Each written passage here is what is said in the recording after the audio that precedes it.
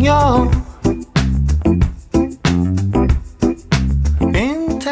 En nom de la FCEC, la Federació Catalana d'Entitats contra el Càncer, que és l'encarregada d'organitzar l'acte, sigueu benvinguts a la 8a trobada de voluntariat en l'àmbit oncològic.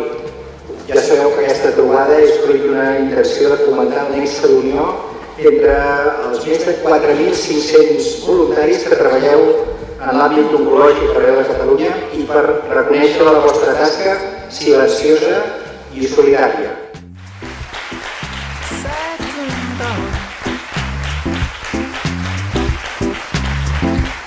But it's better to say nothing than say something wrong.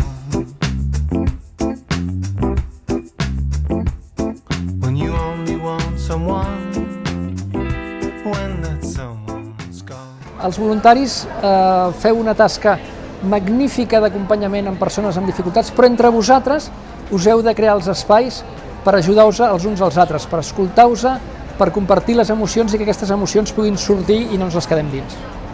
Jo veig una energia dels voluntaris entre els voluntaris fantàstica i per tant que us trobeu, que us uniu i que diguéssim, us sapigueu els uns al costat dels altres és fonamental. Si algú és de veritat protagonista en aquest event són els voluntaris i que l'aplaudiment i el reconeixement va sens dubte per ells.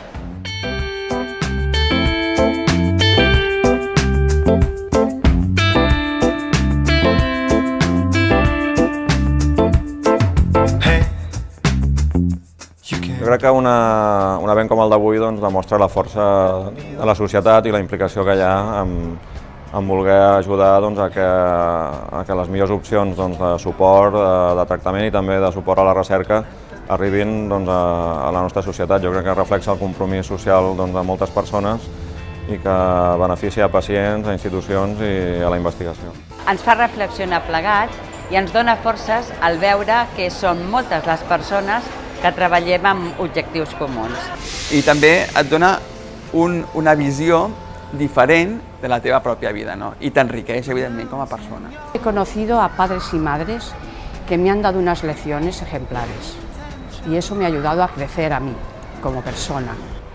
Tota la finalitat és la mateixa, tothom per al malalt.